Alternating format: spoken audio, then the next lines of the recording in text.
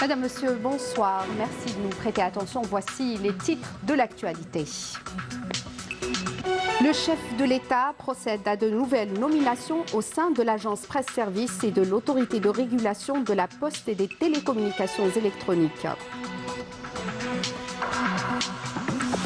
En visite demain en première région militaire à Blida, le général de corps d'armée Ahmed Gaïd Salah, vice-ministre de la Défense nationale, chef d'état-major de l'armée nationale populaire, tiendra des réunions d'orientation avec les cadres et les personnels de la région.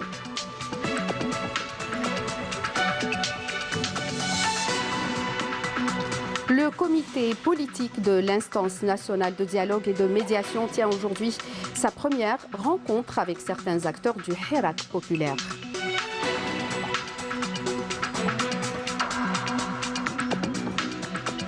Et la revue El Jeish revient dans son dernier numéro sur le lien entre le peuple algérien et l'armée nationale populaire qui ne cesse de se renforcer. Dans l'actualité également, fin des travaux de la 10e conférence annuelle des présidents des parlements africains, organisée au siège du Parlement panafricain à Midran en Afrique du Sud. L'Algérie a été représentée par une délégation conduite par le président du Conseil de la Nation par intérim, Saleh Boudil. Et comme chaque année, chaque été, les passionnés de la Grande Bleue s'adonnent pleinement à leurs activités favorites. Parmi elles, la plongée sous-marine, un reportage à suivre au niveau du club de Chetaïbi à Annaba. Bienvenue à tous. Tout d'abord, le chef de l'État, Abdelkader Ben Salah, a désigné Fakhreddine Beldi, directeur général de l'agence Presse Service, en remplacement de Abdelhamid Kacha, dont il a été mis fin aux fonctions.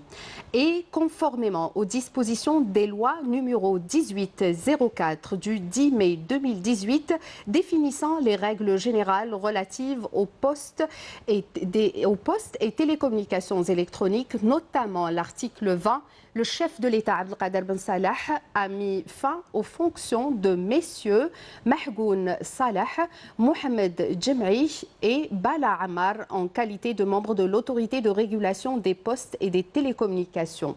Le chef de l'État Abdelkader Ben Salah a aussi désigné 3 nouveaux membres de l'ARPT et il s'agit de messieurs Abdelatif Abdelwahab Siwani, Abdelwahab et Khadraoui Na'man Farid. Et conformément aux dispositions de l'article 25 de la même loi, le chef de l'État a désigné M. Abedli Khirdine en qualité de directeur général de l'autorité de régulation des postes et des télécommunications électroniques. Et dans l'actualité également, le général de corps d'armée Ahmed Gaïd Salah, vice-ministre de la Défense nationale, chef d'état-major de l'armée nationale populaire, effectuera demain une visite de travail en première région militaire à Blida. Cette visite constitue pour le général de corps d'armée une occasion en vue de tenir des réunions d'orientation avec les cadres et les personnels de la région. Le comité politique de l'instance nationale de dialogue et de médiation a tenu aujourd'hui sa première rencontre avec certains acteurs du Hirak populaire au niveau de son siège provisoire à Alger. Les détails avec Naïma Haouch. C'est dans un climat propice à l'échange et à l'écoute que les premières consultations ont débuté.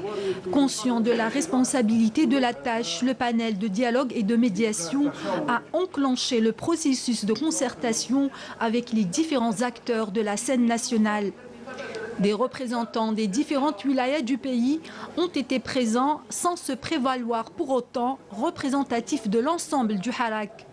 Outre la nécessité de sortie de crise, l'accent a été mis sur l'urgence de préparer des élections. Le premier point, c'est l'identification des caractéristiques essentielles de la crise que traverse le pays. Et on a convenu que c'est une crise politique, institutionnelle. Le deuxième point était de travailler sur les effets induits par le Hirak, le mouvement populaire du 22 février. Et on a convenu que les revendications essentielles de ce mouvement portaient principalement sur le recouvrement des droits, des libertés et des idéaux de justice sociale.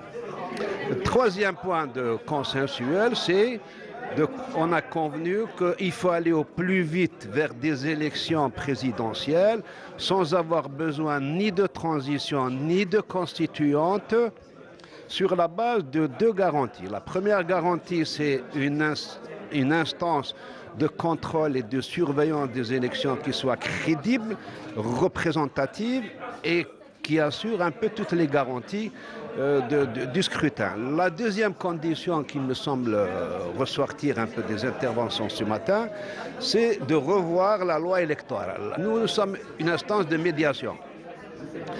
Dès lors que la médiation débouche sur le dialogue, et dès lors que le dialogue débouche sur des points consensuels, essentiels, comme on a dit, on ne peut être qu'optimiste.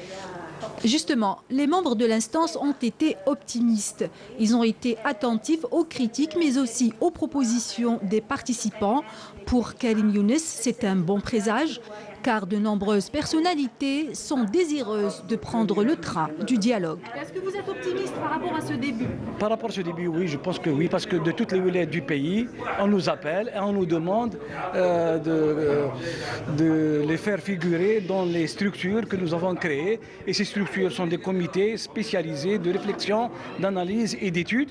Et nous avons aussi pensé à créer un comité des sages qui sera très élargi pour permettre à tous les demandeurs, à toutes les adhésions de s'y retrouver. Et nous allons profiter de leur expérience, de leur savoir en matière, notamment en matière d'analyse de la situation et de proposition de sortie de crise. Le coordinateur du panel, Karim Younes, affirme ne pas prétendre représenter le Harak ou qui que ce soit. Les personnes présentes dans cette salle se disent toutes, nous sommes des marcheurs, nous sommes des manifestants. Ils ont eu aussi l'honnêteté de dire que nous ne sommes pas les représentants des Harak. Nous-mêmes, nous disons en tant que panel, nous ne sommes pas des représentants du Harak, nous ne sommes pas leur porte-parole, nous ne sommes pas un parti, nous sommes seulement un groupe d'hommes et de femmes désireux d'apporter notre contribution pour essayer de trouver des solutions et des réponses aux interpellations de la société algérienne. Quant au maître Ben Barahem, le seul devoir qui anime le panel est de servir les intérêts du peuple sans aucune ambition politique. Et le débat a été très constructif parce que nous avons écouté, nous avons entendu, nous avons noté, nous avons apprécié. Et évidemment, je peux vous dire que les membres du panel sont très satisfaits. C'est le premier principe selon lequel la transparence et de rigueur. On ne peut rien faire dans les laboratoires. Nous sommes contre ça. On doit sortir tout ce qui se dit et tout ce qui se fait à la transparence populaire.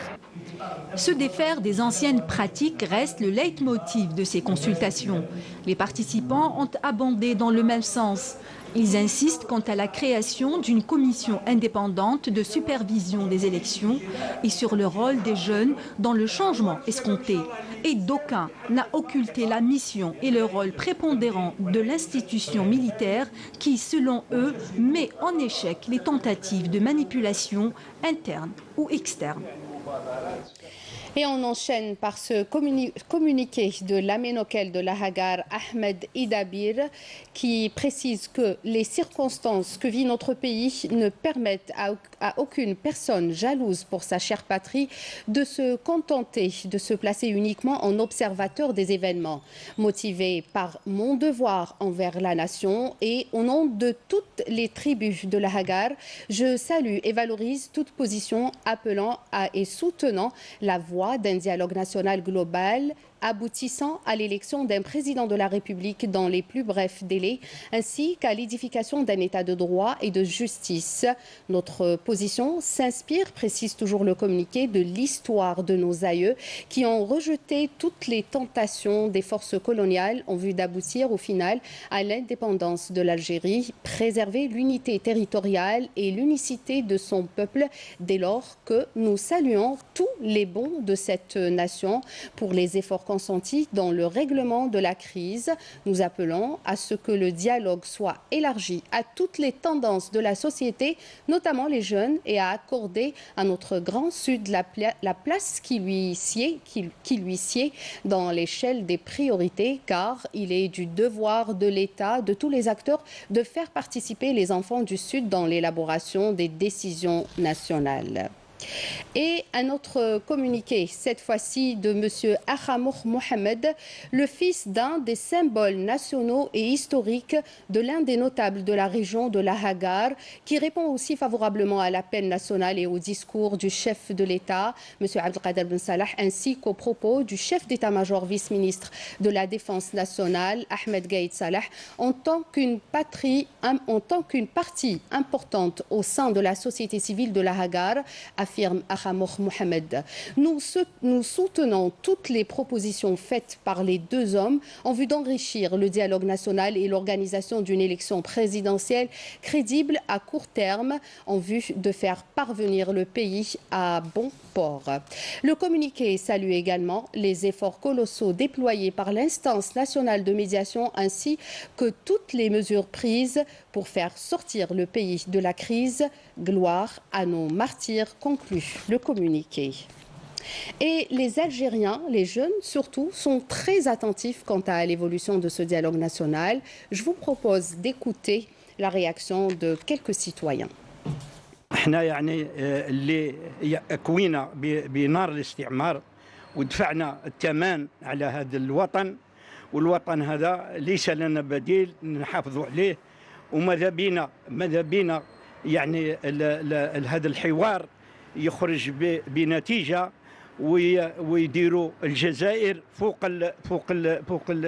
فوق الجميع، والجزائر يعني ويخرجوا بقرار اللي هو يعني في صالح البلاد والعباد، لانما البلد تاعنا ليس لنا بديل عليها الا الجزائر. يعني احنا يعني ماذا بينا هذا الحوار يخرج بنتيجه، ويخرجوا بلجنه اللي تشرف على الانتخابات، ونخرجوا رئيس اللي هو ان شاء الله يقود الجزائر مستقبلا، ويقود الجزائر الجديده يعني قوانين وباحترام الشباب وباحترام الجزائر وبكذلك السياده نتاع الجزائر امام المحافل الدوليه. ماذا بينا الشباب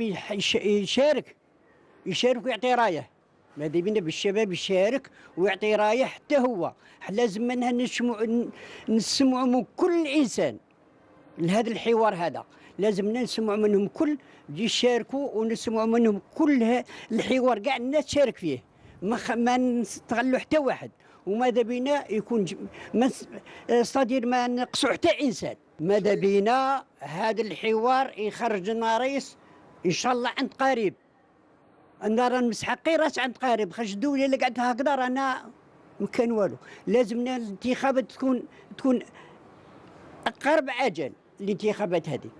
وحتى الفن يشمل في طياته ان الطريقه الحواريه فن، هو الإصغاء إلى الآخر. ما معناه؟ هو الاتصال، لا كومينيكاسيون هي نسمع للآخر واش يقول، وفيه نوع من التنازلات ولكن في إطار المعقول. نثمن القرار اللي رحت عليه رئيس الدولة بتاع الحوار باش نروحوا إلى انتخابات رئاسية، وماذا بيا يعني كل الأطياف تشارك في هذا الحوار وتمثل أنفسها وتتفضل، ونتمنى إن شاء الله من اللجنة هذه الجديدة اللي خلقت باش وسيطة بين الدولة والمجتمع المدني والأحزاب، نتمنى لها النجاح إن شاء الله والتوفيق في أعمالها النبيلة. ونثمن قرارات نتاع مؤسسة الجيش الوطني الشعبي اللي هي ماشية في خط دستوري، وربي يحفظ إن شاء الله الجزائر من كل الأضرار إن شاء الله. لجنة الحوار هي خطوة إيجابية، أصلا هي خطوة إيجابية، رغم أنه رانا رانا متاخرين بعض الشيء، ولكن رانا في وقت جد حساس اللي لازم تكون هذه الخطوه. الشيء اللي لازم يكون في لجنه الحوار، لانه يوم 22 فيفري هما الشباب اللي خرجوا، يعني تقريبا 90% هم الشباب، حابين يكون شباب ضمن لجنه الحوار. نثمنوا هذه اللجنه اللي جات في وقتها، وان شاء الله يا رب نكونوا في عجاله. يقول لك شغل مليح يطول، ولكن اليوم ما راناش في قضيه شغل مليح يطول، رانا في لازم نعجلوا، لازم تكون هذه لجنه الحوار، لانه الجزائر بلد قاره، ونبقى ان شاء الله بلد قاره. وتحيه للجزائر. كنا ننتظر بفارغ الصبر هذا الحل وهذا المخرج. الحوار هو المخرج الوحيد، ومش ضروري فقط، حتمي، لأن الجزائر في المرحلة الأخيرة عاشت ظروف خاصة، ظروف دقيقة وتاريخية، وكل مواطن جزائري شاب كبير عامل فلاح لازم يشارك ويساهم باش نخرجوا الجزائر من هذا الوضع المعقد، لأن الجزائر أمانة ثقيلة وغالية علينا جميعا. وكذلك لازم نسرع بالانتخابات الرئاسية، لأن الرئاسة مؤسسة دستورية، والإطالة في هذه المرحلة وهذا الظرف بدون رئيس منتخب، رئيس جمهورية اللي راح توكل له مهمة إعادة مراجعة النصوص والقوانين والمؤسسات والتنظيمات المسيرة للجمهورية، حتمية سريعة جدا وفي أقرب الآجال. ونقول باللي الشعب الجزائري معروف بالعبقريه تاعو، برصيده النضالي، بالتضحيات تاعو، عمره ما كانت الحلول مستحيله امامه. اذا علينا ان ننسى الفروقات اللي بيناتنا وما نوقعوش في فخ هذا شاوي وهذا ترقي وهذا وارن. كلنا جزائريون، اسمنتنا المسلح اسمه الجزائر، اسمه ثورة التحرير، اسمه مصير هذه الأمة. الأجيال اللي نتركوها آمنة، نتركوها سليمة، نتركوها في ظروف أحسن من اللي عشناها احنا. وفي الختام نقول باللي حتى هذه الناعورة اللي تحاول تفرق بين الشعب والجيش فهو فخ. حتى الديمقراطيات المثالية في العالم كي يوصل الأمر للجيوش تاعها فالخط أحمر. الجيش مؤسسة مقدسة، الجيش بالعناصر اللي تحمي في ترابنا في حدودنا، لا يتأمن المسيرات. شكون يأمن المسيرات لولا عناصر الجيش اللي نحييهم؟ إذن الجيش والنقاش حول الجيش والحوار حول الجيش خط أحمر. فالجيش نحييه، نحيي التجنيد تاعو، نحيي الوقوف اللي راه يوميا في الحدود في الداخل يواجه الجيوب المتبقية للإرهاب. فتحية خاصة لكل أفراد الجيش الوطني الشعبي سليل جيش التحرير. وعلينا بالحوار ثم الحوار، لأنه المخرج الوحيد الإجباري والحتمي. شكون ما يبغيش لهنا لبلاده، شكون ما يبغيش وليداته يعيشوا في الهنا. احنا ماذا بينا بلادنا تكون تعيش في الهنا، باسكو ضحاو عليها ناس، ضحاو عليها أكثر من 1.5 مليون شهيد. اليوم هذه البلاد ما يخصناش نخلوها للناس يلعبوا بها. ويقول لك المؤمن مسامح، معليش ولكن ما نخلوش الناس تضحك علينا، ما نخلوش بلادنا تسيب كما يقولوا يعني بالعاميه. يا ربي تحفظ هذه البلاد والعباد، وان شاء الله الناس اللي تجي وماذا بينا ان شاء الله يكون في اقرب وقت الانتخابات. علاش؟ باش ما تقولش البلاد سايبه وليداتنا سايبين. نقول لك نحن جد مسرورين، رانا نتبعوا في الاحداث عبر الشاشه، رانا نتبعوا في الاحداث، رانا نخرجوا للميدان. يعني النقطه اللي توصلنا لها بعد هذه انا سميتها، ما سميتهاش خرج حراك شعبي، سميتها وعي قومي، سميت وعي شباب. سورتو كو هذا الحراك خرج فيه الشباب بزاف، وانتم تعلمون ونحن ان 75 ولا نقول 80% راهي الشبيبه الجزائريه. نقول تحيه الشبيبه الجزائريه. لكن نقطه الحوار الوطني يعني هو المخرج الوحيد لاخراج الجزائر من هذا المأزق المفتعل. باسكو مأزق طحنا فيه مفتعل. انا يا حبذا دوله، دائما نقول في راسي، نقول يا ربي وعلاش ما كانش 48 ويا حبذا هذا الحوار الوطني اللي غادي نقوموا به ان شاء الله، وانا نسميه الحوار الشعبي المفتوح. الحوار الشعبي المفتوح يا حبذا تشارك فيه 48 ولايه. انا ماذا بيا زائد الحوار الشعبي هذا والندوه الوطنيه اللي تقام، يأسون كذلك مجلس العقلاء، خاطرش مادامنا ما درناش مجلس العقلاء مجلس الشيوخ هما المدبرين. يا اختي العزيزه انا كش نقول لك اسكو الكبير في الدار نسمحوا فيه؟ ياك كبيرنا هو تدبيرنا. دونك الحوار احنا رانا معاه، مجتمع مدني معاه، مواطنه وحدي راني معاه، الحوار الوطني، لكن واجب اشراك 48 ولايه، ما نقصيوش ولايه على ولايه. هذا من جهه. كذلك الاسراع في اتخاذ التدابير اللازمه لانجاح انتخابات. ما تدخلش علينا 2020 وحنا قاعدين بلا رايس، امبوسيبل. الدار اللي ما فيهاش مراه وراجل ماهيش دار، تتشتت، راه صار لها كيما العائله. انا نقول لهم بلادي اعز البلدان، خير لي من باريس ولندن اليابان والامريكان. جزائر نواره، جزائر ماتوا عليها نساء، ماتوا عليها رجال، وما زلنا نناضلوا. وكذلك نثمن المجهودات اللي قايم بها جيشنا، سليل جيش التحرير الوطني، حامي الحدود، حامي الوطن والمواطن. تحيه اجلال، تقدير، اكرام للجيش الوطني الشعبي، لا خاطرش لولاه هيهات ثم هيهات يكذب عليك الكاذب، يقول لك نخرج ندير مسيره برا، نقسم لك بالله ما يقدش يقول كلمه. خرجنا بجيش الشعب خاوه سلميه وانبهر فينا العالم، وما زال ان شاء الله الى ربي يكتب لنا ونطوال العمر. حنا نتمنوا باش يكون لو موا دو ديسمبر شهر المعجزات. La revue El Jaish souligne dans son dernier numéro que le lien entre le peuple algérien et l'armée nationale populaire ne cesse de se renforcer du fait que le peuple est conscient de l'engagement de l'institution militaire à veiller au plein accomplissement des missions qui lui sont assignées. Le souci majeur de l'ANP et sa préoccupation première qui reste la défense de la souveraineté nationale et la préservation de l'intégrité territoriale et de l'unité du peuple ont fait que cette institution constitutionnelle jouisse de la totale confiance du peuple au point que tous les complots visant à lui porter atteinte sont voués à l'échec. Il s'agit d'une armée d'orientation nationale et populaire qui se distingue des autres armées dans le monde par une caractéristique, celle d'avoir mené un combat libérateur qui est entré dans l'histoire comme une des grandes épopées de l'ère moderne.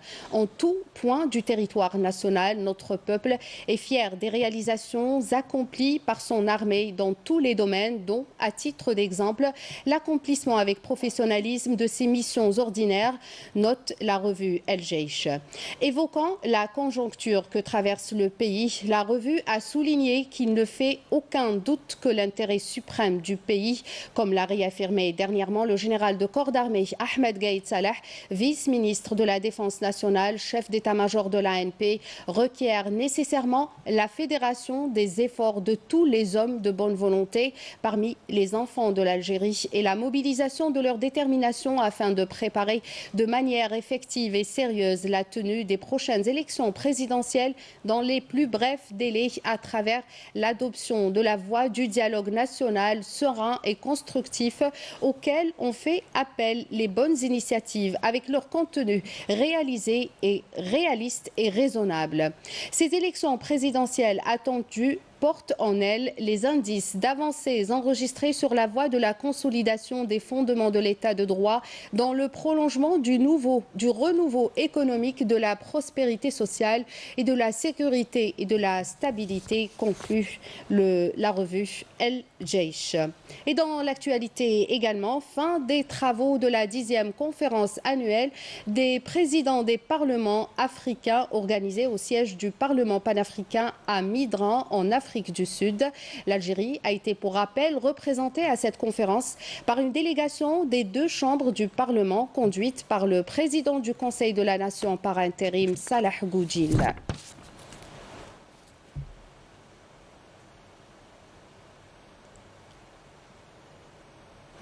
Et en marge des travaux de la 10e conférence annuelle des présidents des parlements africains en Afrique du Sud, le président du Conseil de la Nation par intérim Salah Goudjil s'est entretenu avec la présidente de l'Union interparlementaire Gabriela Baran. Les entretiens ont porté sur les voies et moyens nécessaires en vue de renforcer la coopération bilatérale. Les deux parties sont revenus également sur les préparatifs en cours en prévision de la 5e session de la conférence des présidents des parlements prévue l'année l'année prochaine, ainsi que les activités commémorant le 130e anniversaire de la création de l'Union interparlementaire qui a valorisé le rôle de l'Algérie sur le plan parlementaire, tout en mettant en exergue par la même occasion l'image civilisationnelle du Hirak populaire en Algérie qui a donné un modèle de changement démocratique à travers la prise en charge des revendications populaires et la préservation des institutions de l'État. Le considérant comme un modèle à suivre dans la région et dans le monde, Salah Boudjil a par ailleurs exprimé sa satisfaction quant à la coopération entre les deux parties ainsi que sur son développement concernant la situation qui prévaut en Algérie. Celle-ci a consolidé la dynamique pacifique et civilisationnelle du mouvement populaire qui aboutira à une véritable démocratie populaire et participative, dira Salah Boudjil. Et on écoute à présent la déclaration de la présidente de l'Union interparlementaire, Gabriela Baron. Je félicite le rôle prépondérant des parlementaires algériens dans les différentes instances parlementaires, à leur tête l'Union interparlementaire. J'accorde pour ma part une grande considération à l'image civilisée et pacifique du mouvement populaire Hirak en Algérie en tant que modèle à suivre dans la région et dans le monde pour le changement démocratique à travers la satisfaction des aspirations populaires et la préservation des institutions de l'État.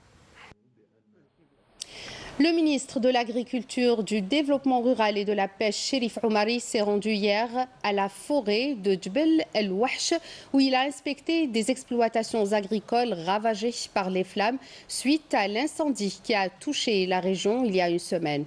Le ministre a, lors de sa visite, rappelé l'importance de la sensibilisation et la communication à large échelle pour préserver le patrimoine forestier. Amélie Seridir. Nous sommes à Djbel El Wahch à Constantine. Une partie de cette forêt a été récemment ravagée par un énorme incendie. Ici, bon nombre d'exploitations agricoles ont été complètement endommagées. Lors de sa visite, le ministre de l'Agriculture, du Développement rural et de la Pêche, Cherif Oumari, a tenu à relever l'importance d'inculquer la culture d'assurance dans les secteurs agricoles et forestiers.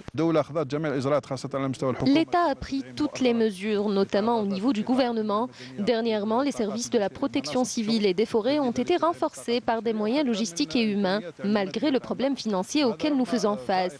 Notre priorité, c'est de préserver et de protéger les richesses naturelles de notre pays. Je tiens aussi à attirer l'attention des agriculteurs quant à la nécessité d'assurer leurs biens agricoles. Le ministre s'est également rendu à la coopérative de céréales et de légumes secs de la commune d'El Khroub où il s'est enquis de l'opération de collecte et de stockage de céréales.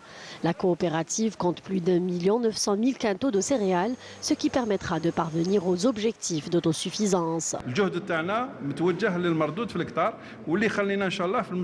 Nos efforts sont à consolider par le suivi et l'accompagnement de cette filière pour des résultats meilleurs. On doit se passer de l'importation et bien sûr arriver à couvrir les besoins nationaux en matière de céréales. Cherif Oumari a par ailleurs appelé à l'implication de la recherche scientifique dans le domaine agricole en vue de développer ce secteur porteur de richesses et garant de la souveraineté nationale.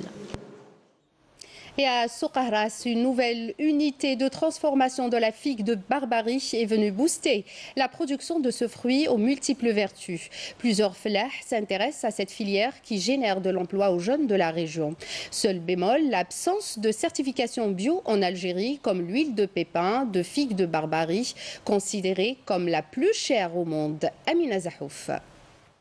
Considéré il y a peu comme une plante d'ornement, le figuier de Barbarie a désormais une solide notoriété dans le secteur agricole, notamment à Soukahras, dans la commune de Sidi Fradj, où beaucoup de fellahs se sont orientés vers la production de ce fruit aux multiples vertus.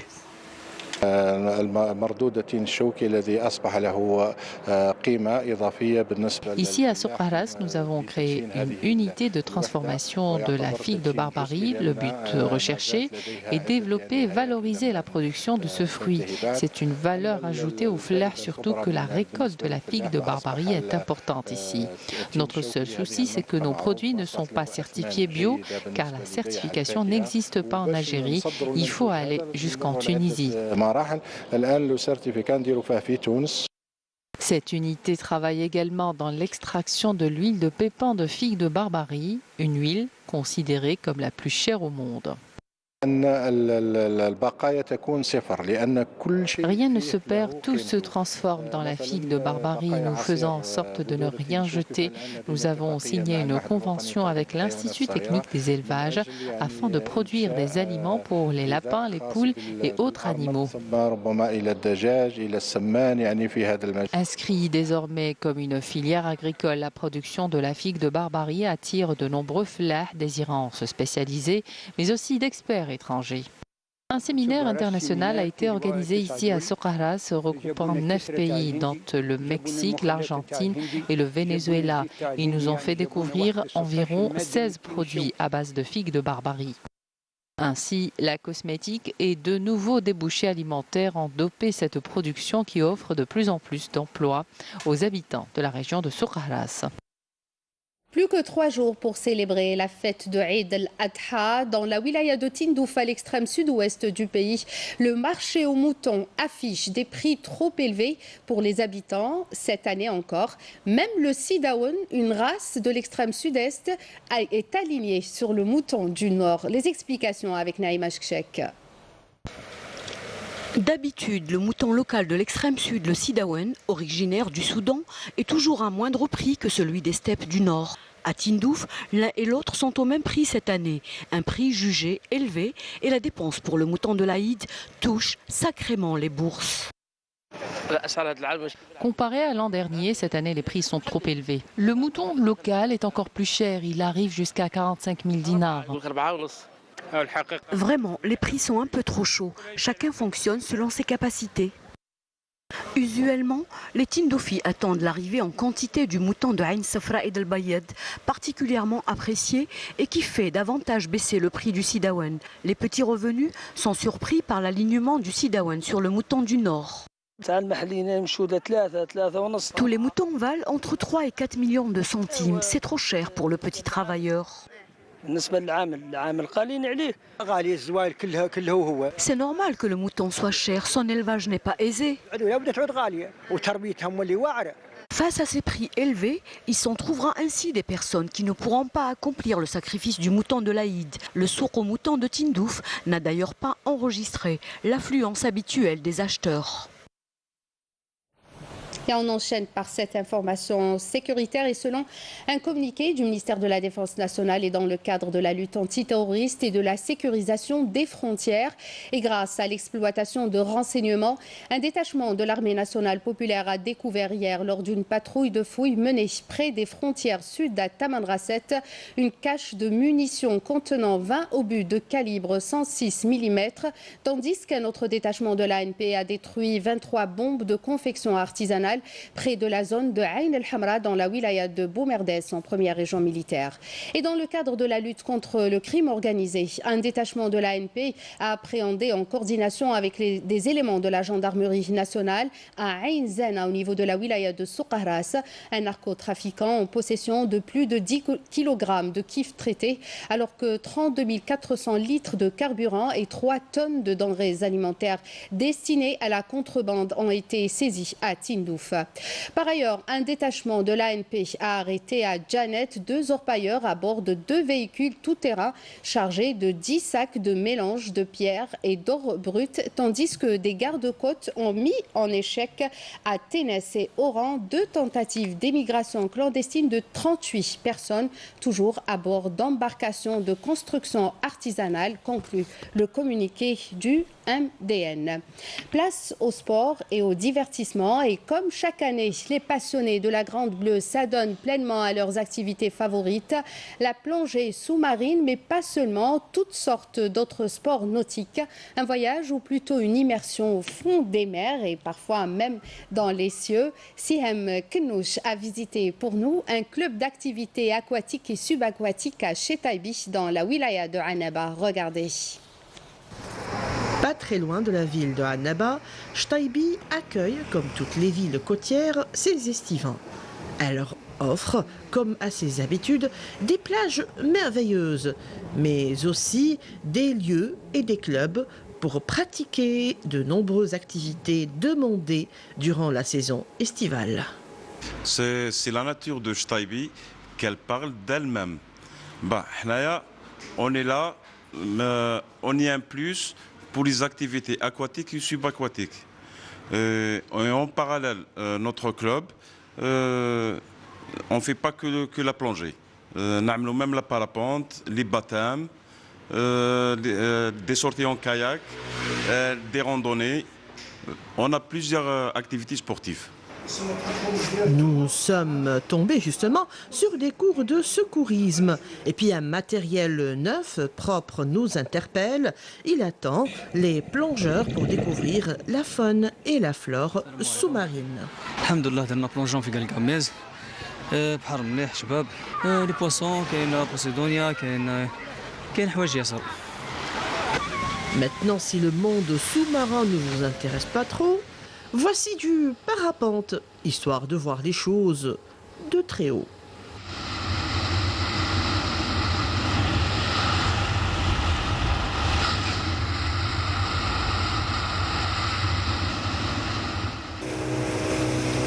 Les balades et les sorties en mer sont prisées aussi.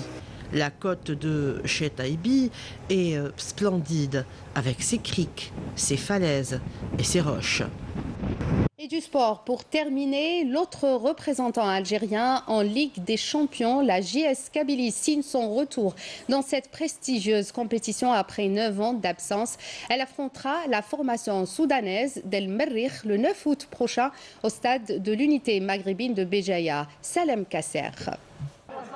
Après les 2 stages effectués par le club durant cette intersaison, le premier à Zekri, 70 km à l'est de Tizi Ouzou, et le second à Évian en France, le nouveau coach des Canaries, Hubert Velud, s'est dit pour sa part très satisfait du répondant des joueurs et optimiste pour les compétitions, pour espérer aller le plus loin possible dans cette épreuve. Les Canaries devront d'abord passer l'écueil de la formation soudanaise d'El Merrikh. Du match maintenant, c'est les derniers réglages qui vont se faire, les derniers, je dirais, réglages tactiques et aussi d'être bien physiquement le mieux possible pour pouvoir bousculer cette équipe à Béjaïa pour essayer bien sûr de faire un bon résultat au match aller. On connaît l'importance du résultat du match aller, donc on doit faire une petite différence sans prendre de but surtout, et on fera peut-être une grande différence aussi, on va tout faire pour. C'est notre premier match, nous devons profiter de jouer à domicile pour gagner, avoir l'avantage du score avant de jouer le match retour. لازم نبروفيتيو هنا في الملعب ديالنا ان شاء الله في بجايه باش نديروا بون ريزيلت ان شاء الله باش خلينا نروحوا في مقابله تاع روتون ان شاء الله في العوده ان شاء الله باش نروحوا مرتاحين ان شاء الله. La JSK jouera le premier match vendredi à 21h à domicile, mais au stade de l'unité maghrébine de Béjaïa en raison de la non-homologation de son jardin du 1er novembre de Tizi Ouzou. Les joueurs de l'entraîneur français Hubert Velud seront appelés à faire le plein devant leur public en attendant le match retour décisif à Omdurman le 23 août face à l'une des habituées de la compétition. C'est la fin de cette édition. Voici à présent le rappel des titres. Le chef de l'État procède à de nouvelles nominations au sein de l'agence Presse-Service et de l'autorité de régulation de la poste et des télécommunications électroniques. En visite demain en première région militaire à Blida, le général de corps d'armée Ahmed Gaïd Saleh, vice-ministre de la Défense nationale, chef d'état-major de l'armée nationale populaire, tiendra des réunions d'orientation avec les cadres et les personnels de la région.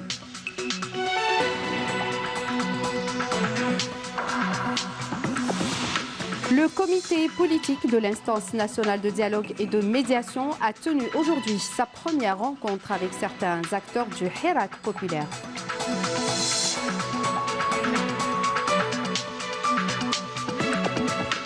La revue El Jaish revient dans son dernier numéro sur le lien entre le peuple algérien et l'armée nationale populaire qui ne cesse de se renforcer.